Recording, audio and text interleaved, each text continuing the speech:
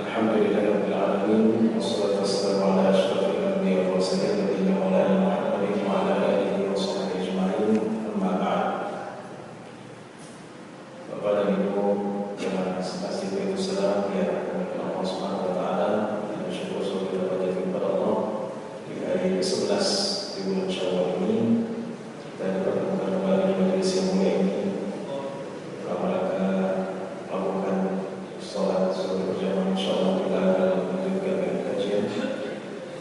Salawat dan salam semoga tersampaikan kepada Nabi kita, kepada Rasul kita, panutan kita, Nabi Muhammad SAW, serta para keluarga, sahabat Nabi dan seluruh pengikutnya yang senantiasa nampak dari sikapnya dan mengikuti sunnah-sunnahnya. Bapak dan Ibu yang berkata Allah Subhanahu wa taala, tak lupa saya mengucapkan Allahu minna wa minkum wa kullu 'aam bi khair wa minal aidil faizin. Semoga Allah menerima amal ibadah puasa kita, menjadikan kita apa-apa yang mendapatkan kemenangan dan mohon maaf lahir batin. Semoga Allah mempertemukan kita di Ramadan tahun 1436 Hijriah.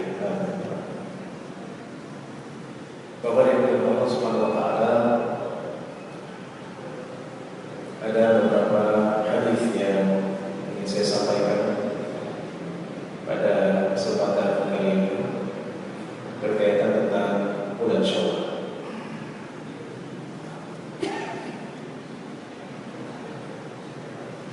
Tentunya hadis sahih, hadis Muslim dari Abu Ayyub Al-Ansari radhiyallahu anhu, qala Rasulullah sallallahu alaihi wasallam, man shama Ramadhana thumma atba'ahu sittan min Syawal kana ka shiyamid dahr. Yang soal nanti kita akan jelaskan hadis-hadis dhaif dan lemah yang berkaitan dengan hadis itu. Yang artinya barang siapa yang berpuasa pada bulan Ramadan kemudian mengikuti setelah Ramadan dengan berpuasa 6 hari di bulan Syawal, maka seperti puasa setahun penuh.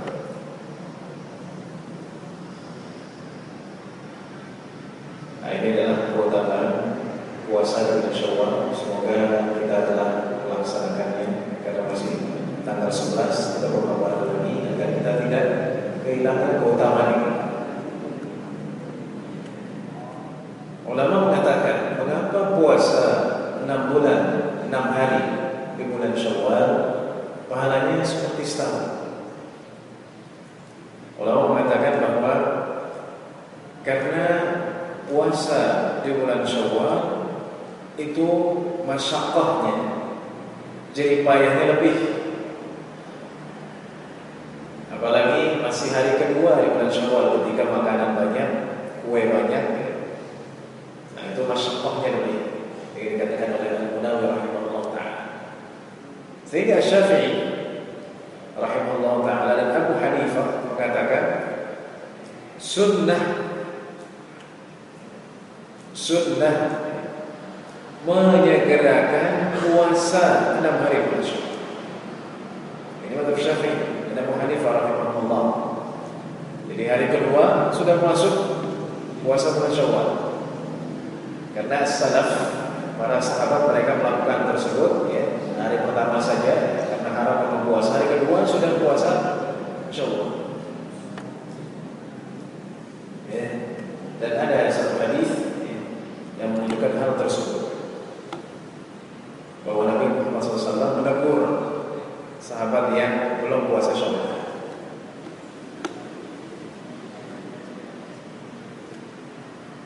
Jadi siapa yang mengatakan bahwa boleh diakhirkan, itu adalah pendapat Imam Ahmad rahimahullah ta'ala yang mengatakan bahwa boleh diakhirkan puasa 6 hari bulan Syawal. Saya mengambil pendapat Imam saya, Ustaz, kenapa? Karena kalau sudah pertengahan Syawal kuenya sudah habis, ya, sudah nggak ada makanan lagi, kalau hari kedua banyak tamu dan lain-lain. Tapi mazhab Syafi'i itu menyegerakan, ya, itu mungkin yang belum banyak diketahui oleh kita. puasanya 6 hari ini nilainya adalah 1 tahun apabila digabungkan dengan bulan Ramadan.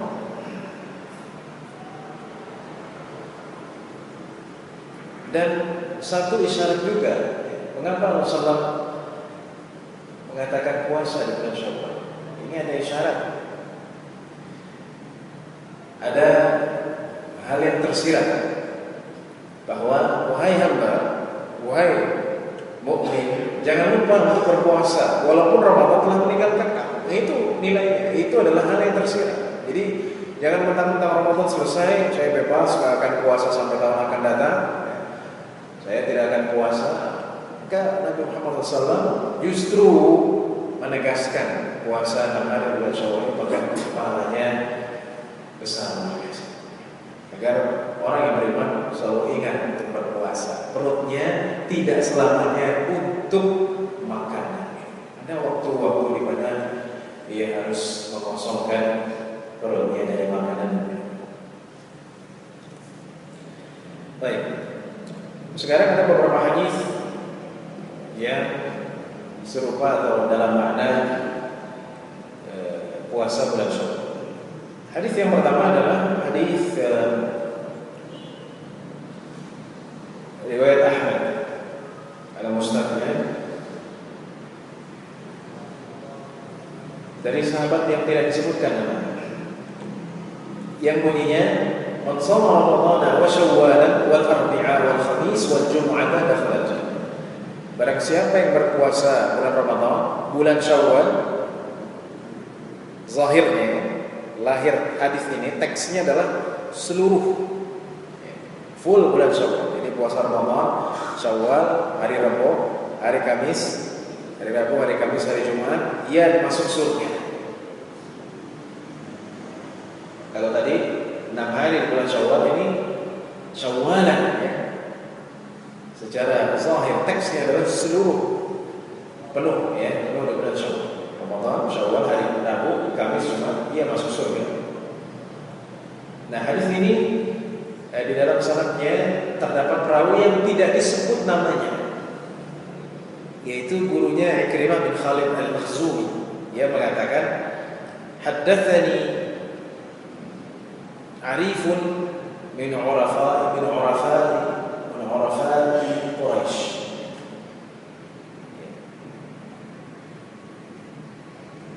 Dari seorang yang arif, orang yang alim. Arif itu arif. Al-arif bisyai' huwa al-arif.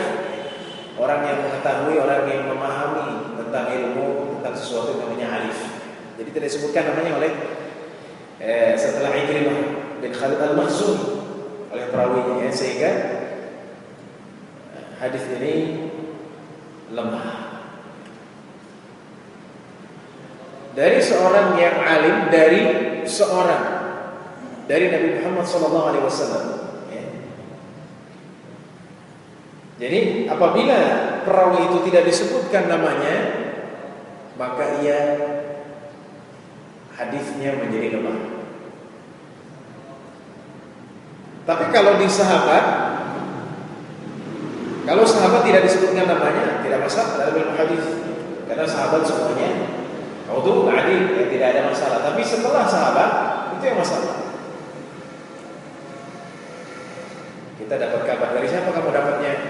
Dari fulan, saya nggak tahu namanya. Dalam ilmu hadis itu jatuh riwayat. Kita sudah bahas berkali-kali, saya ulang di sini ada istilah majhul, ya, Pak. Majhul itu artinya tidak dikenal. Baik. Apa bedanya dengan majhul? Begini. Kalau majhul ada dua, ada ain, ada hal. Orang ini dikenal, orang ini diketahui namanya, misalnya namanya Muhammad bin Abdurrahman.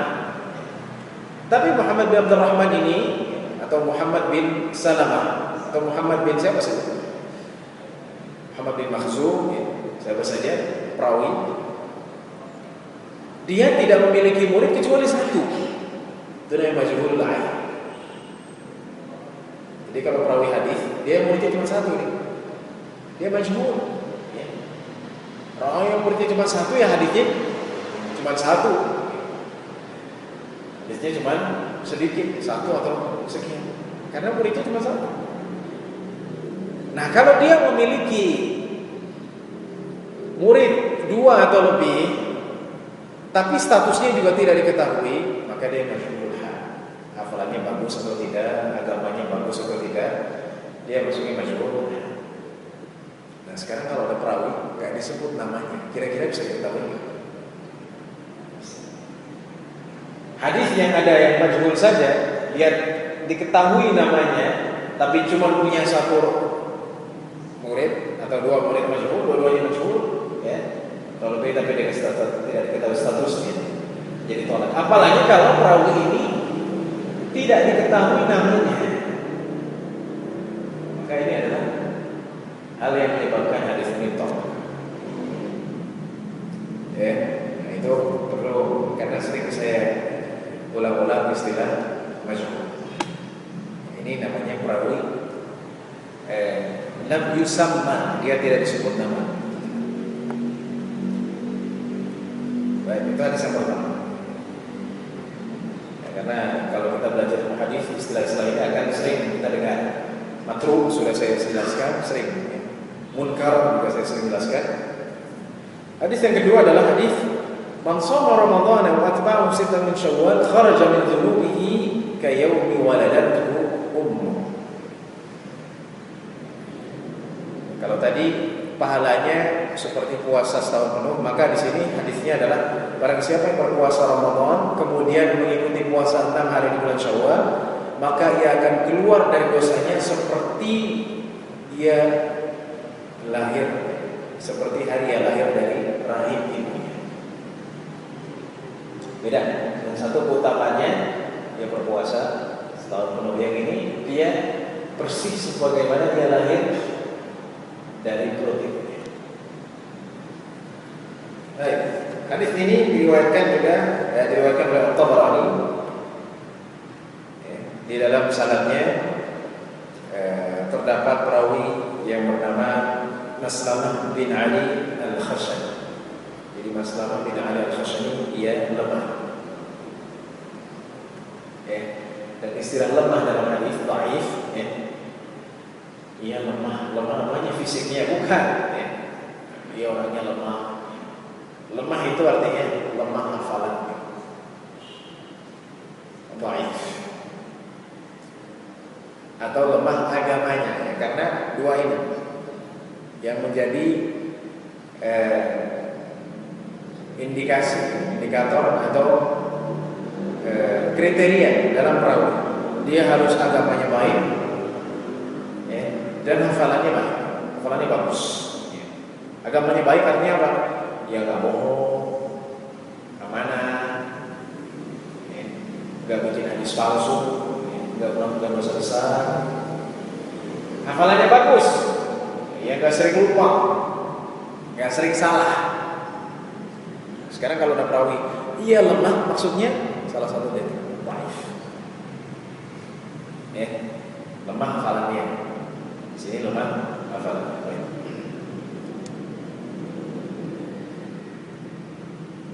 Bahkan Abu Hatim mengatakan la yushtaghalu bihi. Ya, tidak dipakai. Ya, mungkin sekarang pertanyaan loh, kok ini ulama hadis kerjanya gosipin perawi? Nah, gosip ghibah ya, bukan gosip ghibah. Ghibah. Gosip ghibah. Gosip ghibah. Sekarang kalau misalnya orang ngomongin orang, kita ngomongin seseorang, ghibah tidak? Nah, sekarang kenapa ulama hadis bilang matruk, ya, pendusta, lemah, ya, enggak dipakai, la yustaghalu bihi. Ya. Apakah boleh ghibah? Boleh. Ghibah untuk menjaga hadis Rasulullah SAW itu hukumnya boleh, bahkan wajib. Karena kalau kita jelaskan ini perawi, oh nggak boleh kamu ngomongin orang, maka akan masuk seluruh perawi, tidak ada penyaringan. Jadi ghibah dalam hadis wajib. Karena kalau tidak ada ghibah, tidak ada jarh dan ta'dil, tidak ada keterangan perawi, maka tidak akan diketahui seberapa jauh perawi ini ia meriwayatkan hadis. Apakah ia lemah, apakah dia ada menyuruh, maka itu dijelaskan dalam ilmu. Tapi kalau ghibah sekarang gosip ya, infotainment ya, itu jelas diharamkan, tidak ada alasan. Di dalam ilmu hadis ghibah ini ya, dalam jarh wa ta'dil itu oleh para wajib karena untuk membela hadis-hadis Rasulullah sallallahu alaihi wasallam. Cuman sebagian kita menerapkan jarh wa ta'dil ini dalam kehidupan sekarang, nah, itu yang tidak baik.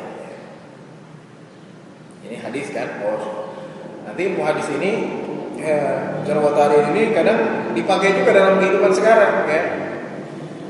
Jadi ghibah, si fulan itu bagaimana? Si fulan itu sering salah. Si fulan itu melakukan dosa ini. Si fulan itu kurangnya begini. Ya, itu tidak boleh.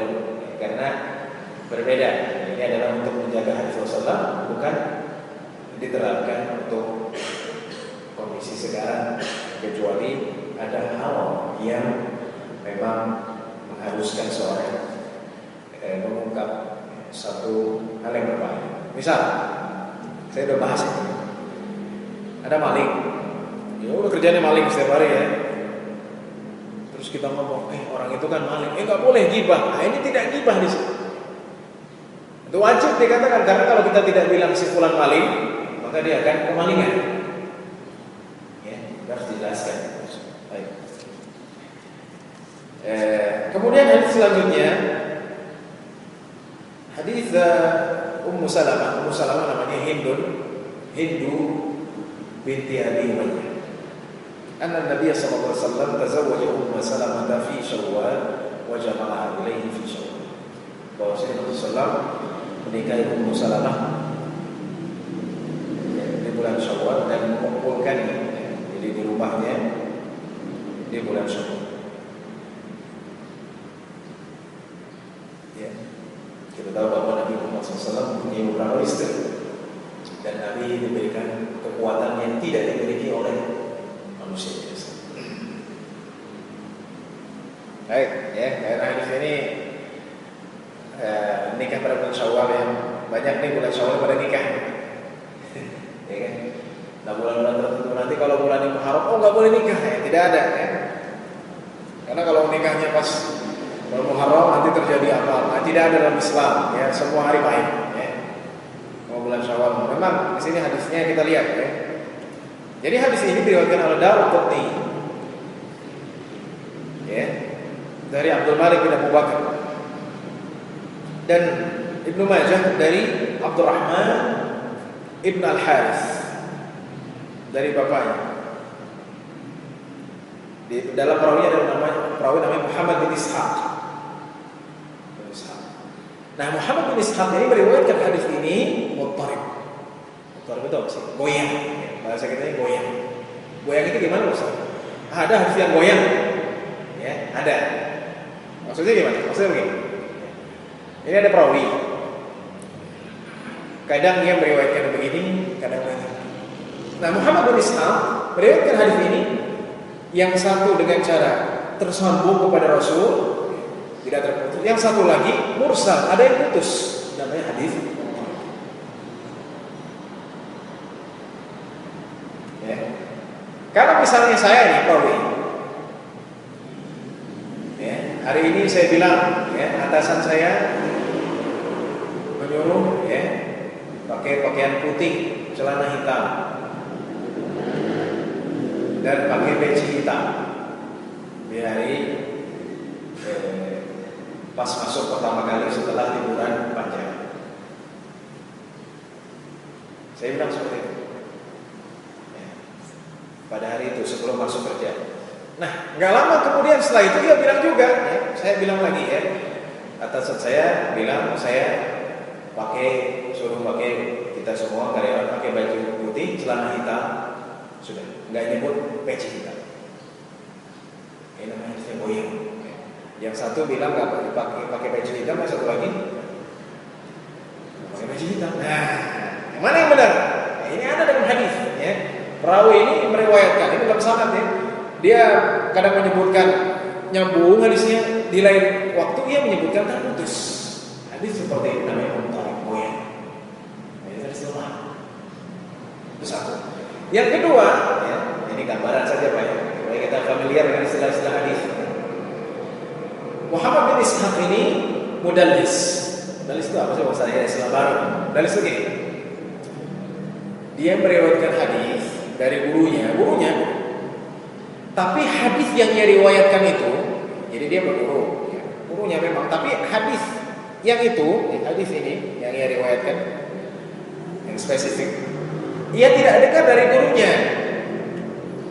Tapi ia memberikan satu, ya, kemungkinan. Jadi memberikan orang itu punya praduga bahwa ia mendengar dari guru. Bingung ya? Oke, bisa. Saya berguru ke si fulan. Saya datang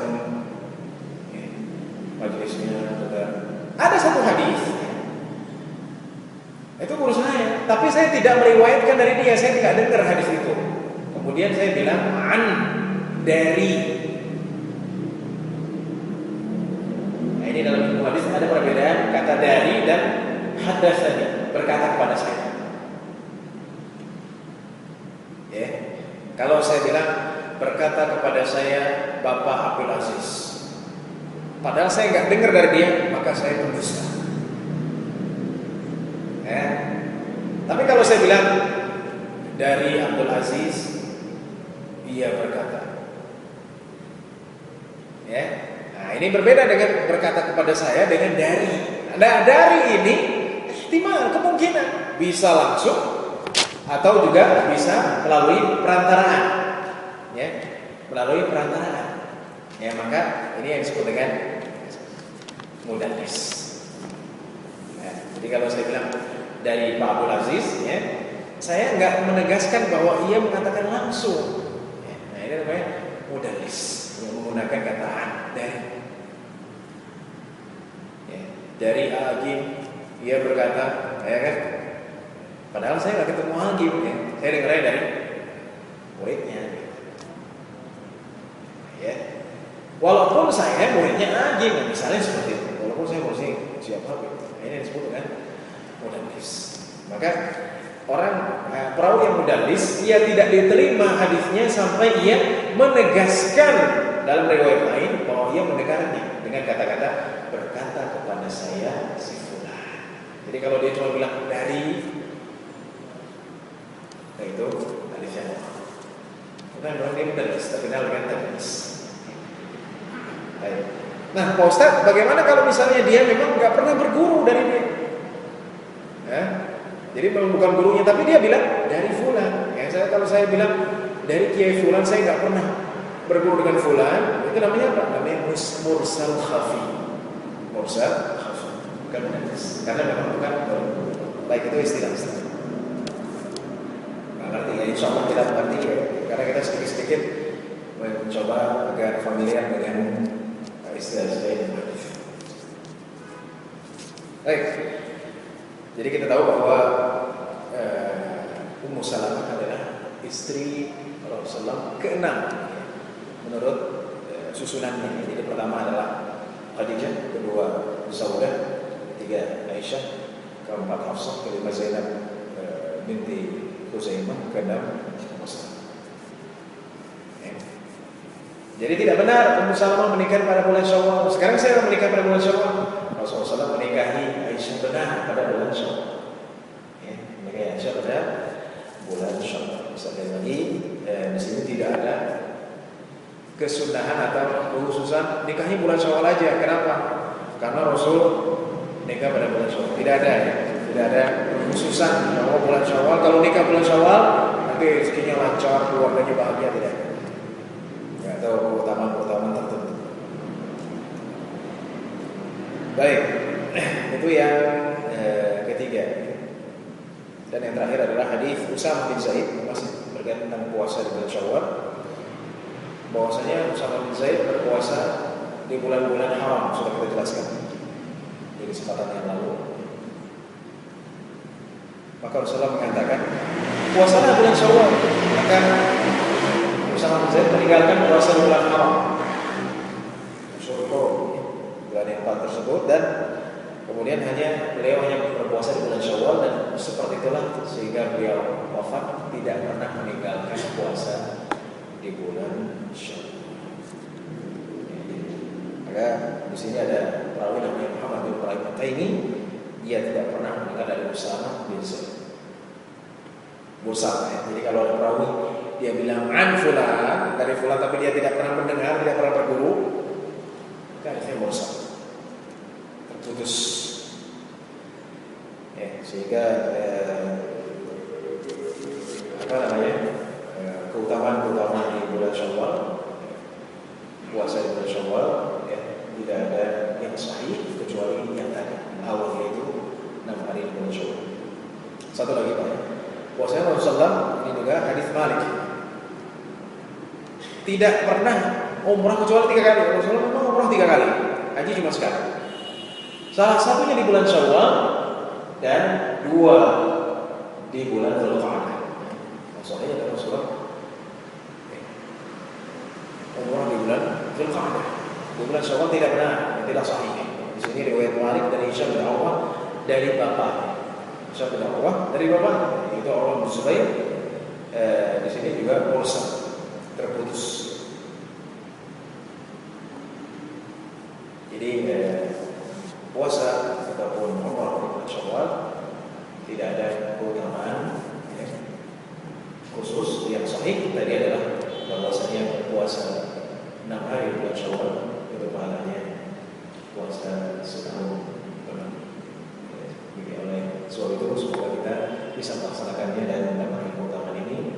Amin. Semoga Allah Subhanahu wa taala berikan kita istiqomah di jalan Ramadan, telah meninggalkan kita dan kita terus taat kepada Allah Subhanahu wa taala, istiqomah dan melakukan hal-hal yang baik, menjauhi hal-hal yang menghambat. Amin. Sallallahu alaihi Muhammadin wa ala alihi wasallam. Ada pertanyaan?